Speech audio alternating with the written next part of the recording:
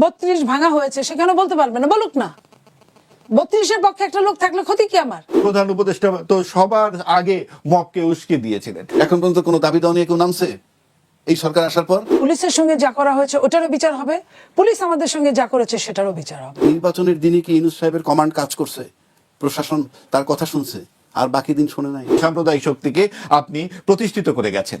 এই 17-18 মাসে তারা যে হাজার হাজার কোটি টাকার গল্প শোনা যাচ্ছে, সেই হিসেবে তো তাহলে আমি বলবো ফ্যাসিস্ট কিছুই না। রয়েছেন অ্যাডভোকেট আবু হেনা রাজ্জাকি, রাজনৈতিক বিশ্লেষক। তারপরে রয়েছেন নীলফার চৌধুরী মনি, সাবেক সংসদ সদস্য বিএনপি। এবং ঠিক তার পাশেই রয়েছেন সাংবাদিক এবং কলামিস্ট মাহবুব আজিজ। আপনাদের সকলকে স্বাগত জানাচ্ছি আজকের অনুষ্ঠানে। আমি শুরুতেই জনাব মাহবুব আজিজের কাছে যেতে চাই, যেই কথাটি আমি শুরুতেই বলছিলাম, এই যে দীর্ঘদিনের হুমকির পর ইরানের সর্বোচ্চ নেতা আয়াতুল্লাহ আলী খামেনিকে হত্যা করে বসলো মার্কিন যুক্তরাষ্ট্র, এবং এই ঘটনাতে আইআরজিসি বলছে যে ইরানিদের প্রতি এই ঘটনার প্রতিশোধ নেবে ইরানিরা। এই যে তারা প্রতিশোধ নেবার কথা বলছে, আসলে কি তাদের সেই সক্ষমতা আছে বলে আপনার মনে হয়? জি, ধন্যবাদ, শুভেচ্ছা সবাইকে। দেখুন, ইরান ইরাক যুদ্ধ তো আমাদের সেই শৈশব থেকে আমরা শুনে আসছি, যে উপসাগরীয় যুদ্ধ। আমরা পুরো 80 দশক মনে পড়ে যে এটা পত্রিকার পাতায় নিয়মিত একটা ঘটনা ছিল। ভাতৃঘাতী যুদ্ধ বলা হতো তখন, দু ভাইয়ের মধ্যে লড়াই চলছে, ইরাক ইরান ইত্যাদি। প্রায় পুরো 80 দশক চলেছে। তারপরেও কিন্তু সারা বিশ্ব জুড়ে এই যে আপনি দেখুন গত কয়েক বছর ধরে যেভাবে বিশ্বের দিকে দিকে নানান ধরনের যুদ্ধের মহড়া, এর মধ্যে ভেনেজুয়েলার প্রেসিডেন্টেরকে তো তুলেই নিয়ে গেল যুক্তরাষ্ট্র। তারপরে নানান জায়গায় ফ্রন্ট খুলছে। এর মধ্যে উগ্রবাদী মৌলবাদীরা বিশ্বের বিভিন্ন দেশে মাথা জাকিয়ে বসেছে। Syria, Iraq, Lebanon, Yemen, Afghanistan, Pakistan. এর মধ্যে আবার পাকিস্তান আফগানিস্তানের মধ্যে যুদ্ধ লেগে যাচ্ছে। আর সবচেয়ে বড় কথা যে যুদ্ধ তো আসলে কোনো মীমাংসা আনে না। এইবার যে ঘটনাটি ঘটলো, আপনার একেবারে ইরানের যে শীর্ষ আধ্যাত্মিক নেতা তিনি নিহত, এটা সব ক্ষেত্রে প্রথমে তো গুজব বলেই মনে হচ্ছিল, কিন্তু যত সময় যাচ্ছে এর মধ্যে শোক প্রকাশ করেছে ইরান রাষ্ট্রীয়ভাবে, এবং অনেক দুই তরফে নানান রকম প্রতিক্রিয়া দেখা যাচ্ছে। একদল উল্লাস করছে, ইরানে এরকম দৃশ্যও আসছে। এখন এআই এর যুগ, কতটা সত্য কতটা মিথ্যা আমরা কিছুই বুঝতে পারি না। এখন যে কোনো ভিডিও আসলে প্রথমেই মনে হয় এটা কি ভুয়া নাকি সত্য। কারণ এমন একজন নেতা মারা যাবেন, সেখানে আবার হাজার হাজার মানুষ নৃত্য করবে উল্লাসে, সেটাও যেমন বিশ্বাস্য নয়। আবার সব কিছুরই পক্ষ বিপক্ষ আছে, তবে একটারই বিপক্ষ নেই, সেটা হচ্ছে যে যুদ্ধে আসলে কখনোই কোনো মীমাংসা হয় এই যে না। ইরান ইসরায়েল, এমনকি বলা যায় যে আমেরিকার যে যুদ্ধের দামাম আমরা দেখতে পাচ্ছি, এর প্রভাব আমাদের দেশে কেমন পড়তে পারে বলে মনে হয়? নিশ্চয়ই নিশ্চয়ই একটা প্রভাব পড়বে। পুরো বিশ্ব যখন অস্থিতিশীল হয়ে ওঠে, একটা বড় অংশই কিন্তু আপনি দেখুন যে এক ধরনের বিশৃঙ্খলার মধ্যে পড়ে যাচ্ছে। আপনার পাকিস্তান আফগানিস্তানের যুদ্ধ শুরু হয়ে যাওয়ার একটা লক্ষণ দেখা যাচ্ছে, রীতিমতো আক্রমণ পাল্টা আক্রমণ। এর মধ্যে আবার ইরান নিশ্চয়ই তারা হাল ছেড়ে বসে থাকবে না, এবং ইরান একটা অত্যন্ত সমৃদ্ধশালী দেশ, সুদীর্ঘ ইতিহাস, ঐতিহ্য, দর্শন, সাহিত্যের একটা বিরাট ভূমি ইরান। তার বারবার সেখানে আক্রমণ হলো, একবার তো 80 দশকে তাদের লুণ্ঠিত হলো ইরান।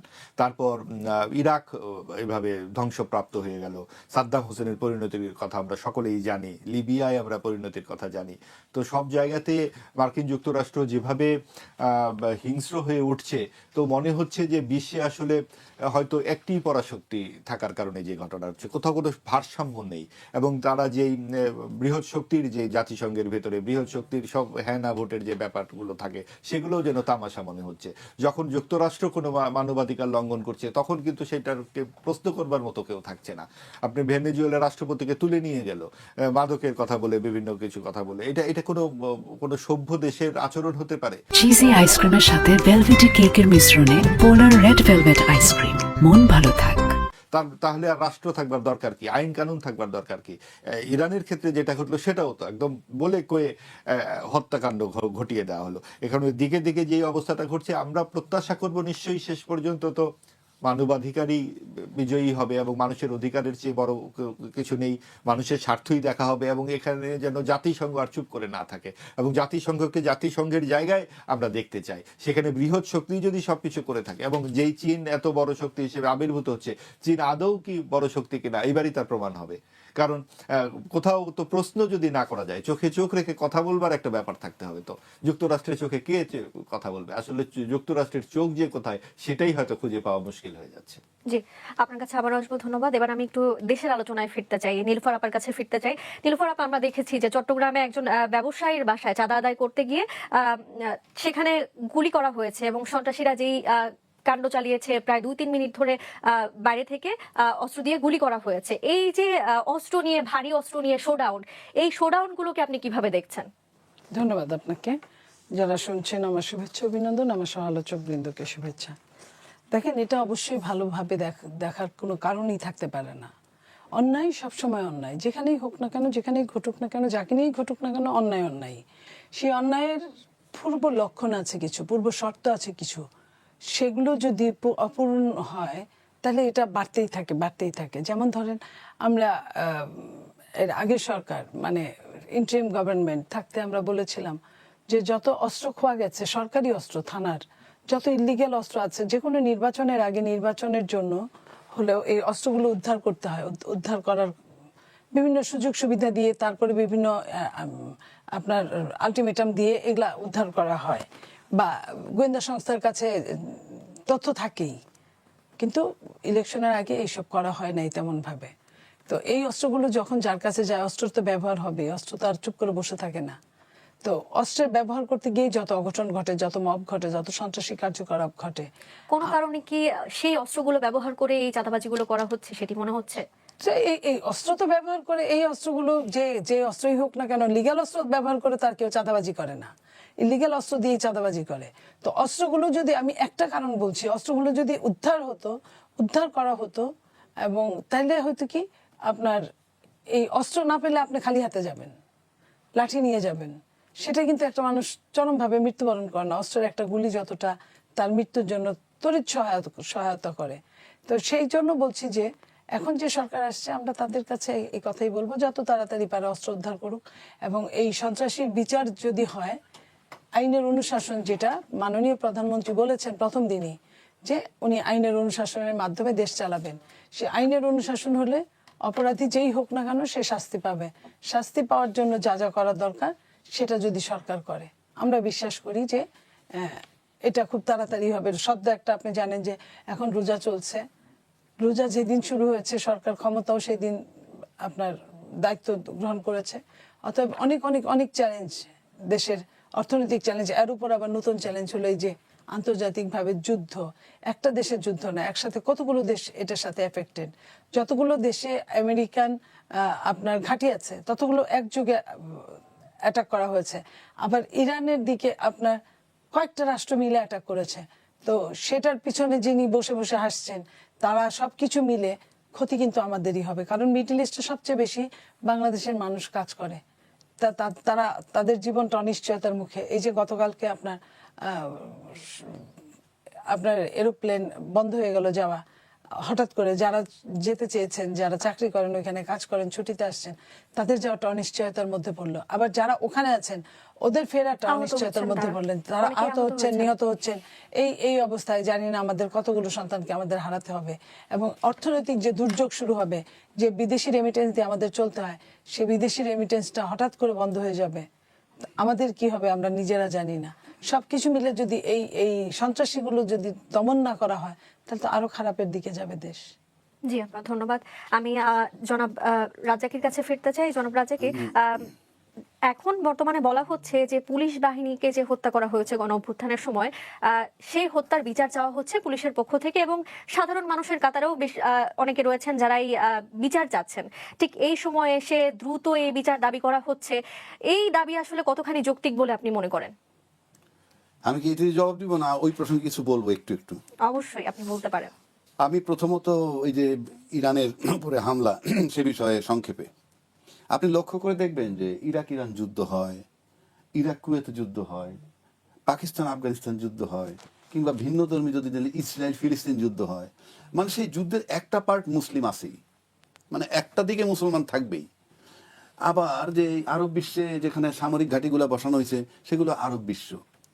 মোট কথা আমার কাছে যেটা মনে হয়, আমি যেটা, যেমন আমার বাংলাদেশে মেইনলি কিন্তু আমার রাজনীতি নিয়ে, এই যে আমরা বলি না আওয়ামী লীগ বিএনপি নিয়ে, বাংলাদেশের রাজনীতি কিন্তু আওয়ামী লীগ এমন একটা পুরনো দল, আওয়ামী লীগ এন্টি আওয়ামী লীগ একটা রাজনীতি বাংলাদেশে আছে। আওয়ামী লীগ এন্টি আওয়ামী লীগ, বিশ্বের দিকে তাকালে দেখবেন মুসলিম এন্টি মুসলিম, বিশ্বের যুদ্ধটা এরকম। মুসলমানের কাছে পারমাণবিক শক্তি থাকতে পারবে না, মুসলমান কান্ট্রিতে নিউক্লিয়ার থাকতে পারবে না, এগুলো থাকা তাদের কাছে পাপ। সুতরাং কারণে অকারণে আপনি করবেন, এটা খুবই স্বাভাবিক। কারণ মুসলিম বিশ্বের সম্পদের কিংবা দুর্বল দেশের সম্পত্তির মালিক তারা থাকবে কেন? ঘুরে ফিরে আপনি দেখবেন সবাই কর্পোরেট, অর্থাৎ কর্পোরেট মানে হলো সবার হিসাব হলো সম্পদ আরোহণ করা। আপনি ভেনেজুয়েলার যেটা বললো, ভেনেজুয়েলার প্রেসিডেন্ট তুলে নিয়ে আসছে, ঘুরে ফিরে আপনি গিয়ে দেখবেন সেখানে ঘুরে ফিরে এখানে ইকোনমিক বিষয়টা হচ্ছে, আমরা একটা কথা বলি ছোটবেলায় শিখছি, অস্ত্রের চেয়ে নাকি কি তলোয়ারের চেয়ে কলম বড়, কিন্তু ইনফ্যাক্ট রিয়েল লাইফে কলম কখনো বড় হয় না, বরং অস্ত্র দিয়ে কলমওয়ালারে বলে তুই এই লেখ, ওই যা লিখতে বলে তাই সে লিখে। মানে আমার সেই জায়গাটায় আসি। এখন আপনার এইটা দূর করতে পারবেন না, এটা আমাদের এরকমভাবে আমরা ভুক্তভোগী থাকবো। কারণ আজকে যে ভেটো পাওয়ার নিয়ে যে 5টা দেশ আছে, কই তারা তো কোনো কথা বলছে না, এটা কি জাস্টিস না ইনজাস্টিস? আর সব শেষে মাহবুব ভাইয়ের সাথে আমি একমত হয়ে বলবো যে আমি যেহেতু পারবো না, আমার কাছে মানে আমরা আলোচনার মধ্যে থাকাটা খুবই সুন্দর। যে কোনো বিষয় যদি আলোচনা করে ঠিক করা যায় সেটা হলো সবচেয়ে ভালো পন্থা। এবং আপনি দেখবেন এই China America, China Russia, Russia America, তারা কিন্তু আলোচনা অব্যাহত রাখে, কারণ তারা তো প্রত্যেকেই ক্ষমতাধর। সুতরাং আমাদেরকে ওইভাবে ভাবতে হবে যে আমরা আলোচনার মাধ্যমে শেষ করব, আমরা যাতে কেউ যাতে আমাদেরকে বাণিজ্যের পুঁজি বানাইতে না পারে, অস্ত্র বিক্রয়ের পুঁজি বানাইতে না পারে, সেদিকটা খেয়াল থাকতে হবে। আর আপনি যে প্রশ্নটা আমারে করছেন, এই যেমন চট্টগ্রামে ব্যবসায়ীর বাড়িতে গোলাগুলি, উনি যেটা বলছেন আমি একমত। আপনার বিষয়টা হচ্ছে যে আপনার বাড়িতে গোলাগুলি হয়, বাইরের থেকে আপনি মুমূর্ষু গুলি মারতেছেন। আপনি দেখবেন লক্ষ্য করে নির্বাচনের আগে বলেন বা অন্যান্য বিভিন্ন কারণে কিন্তু আমরা বৈধ অস্ত্র জমা নেয় সরকার, কিন্তু অবৈধ অস্ত্র উদ্ধার করতে হবে সেটা কোনো জোরালো পদক্ষেপ দেখি না। আর বৈধ যাদের অস্ত্র আছে তাদের নোটেড থাকে কার কার কাছে অস্ত্র আছে, জমা না দিলে সে ট্রাবলে পড়তে পারে, জমা দিয়ে দেয়। এখন আজকে কথার কথা বলছি, ওই চিটাঙের ওই বাড়িটায় যারা আছে আমি জানি না ঠিক, সেখানে যদি বৈধ অস্ত্র 5টা অস্ত্র থেকে থাকতো আর সেগুলো যখন জমা দেওয়া থাকে, যখনই আপনি বৈধ অস্ত্রটা জমা নিয়ে নেবে সরকার, তখন যাদের কাছে অবৈধ অস্ত্র আছে তারা চিন্তা করে এইখানে 32টা ফ্ল্যাট আছে কিন্তু বিশাল একটা অট্টালিকা, এইটার ভিতরে বৈধ অস্ত্রটা নাই, তার নেচারলি তার সাহসটা বেড়ে যায়। সুতরাং আমার কাছে মনে হয় যে আমি এখন এই সরকারের কাছে আমি দাবি করব, আপনি যেভাবে মাদক বিরোধী অভিযান চালান, আপনারা যেভাবে এই চরমপন্থীদের ধরেন কিংবা জঙ্গিবাদের বিরুদ্ধে যেভাবে চালান, একই কায়দায় আপনি অস্ত্র উদ্ধার করেন। শুধু যদি এক অস্ত্র উদ্ধার করেন তাহলে আপনি জঙ্গিবাদ দমন হবে, কারণ যারা জঙ্গিবাদে তাদের সাথে অস্ত্রের সম্পৃক্ততা আছে।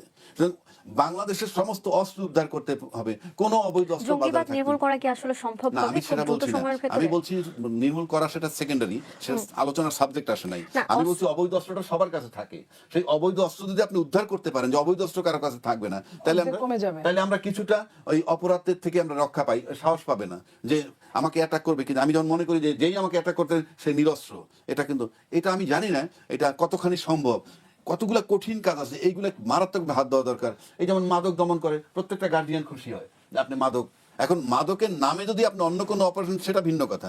একইভাবে আমরা চাইবো যে আপনি এই অবৈধ অস্ত্র জমা নেন, তাতে অন্তত আমার মনে হয় 60%। অন্তর্বর্তী সরকার তো প্রায় 18 মাস ক্ষমতায় ছিল, তারা কেন এই অস্ত্রগুলো উদ্ধার করতে পারেনি? দেখেন, অন্তর্বর্তী সরকার যদি কথাটা নেন তাহলে আবার আমরা আমাদের আলোচনাটা এখন ভিন্ন জায়গায় চলে যায়। তারা তো চলে গেছে। আপনি তার আগে 16 মাসের কাজ, আপনি 16 মাসের যে অপরাধ বা 16 মাসের ঘটনা 18 মাসে শেষ করে ফেলবে।